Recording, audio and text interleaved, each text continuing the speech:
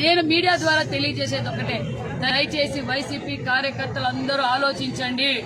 ఆయన ఏ విధంగా మిమ్మల్ని భ్రమ పెడుతున్నాడో, ఏ విధంగా మిమ్మల్ని రెచ్చగొడుతున్నారో ఒక్కసారి ఆలోచించండి. ఒక మాజీ ముఖ్యమంత్రిగా మీడియా ముందు రపరపన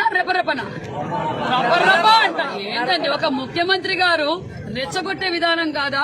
మరి సంవత్సరం కింద ప్రజల సొమ్ము ప్రజలతో అప్పు తీసుకుని ఆత్మహత్య చేసుకున్న వ్యక్తికి విగ్రహం పెట్టి పూలారమైనటువంటి ఏంటి సంకేతం?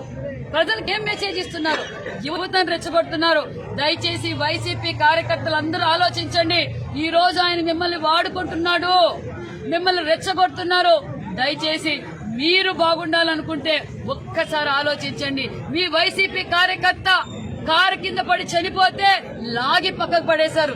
సామాన్యమైన వాళ్ళు, గుర్తు తెలియని వారికి ఏదైనా ఎదురుగా యాక్సిడెంట్ జరిగితేనే అందరం విలవిలబడి అంబులెన్స్లు పిలిపించి హాస్పిటల్కి పంపిస్తాం. మరి మీ జగన్మోహన్ రెడ్డి గారికి అది కనిపించలేదా అన్న విషయం కూడా మీకు తెలియజేస్తున్నాం.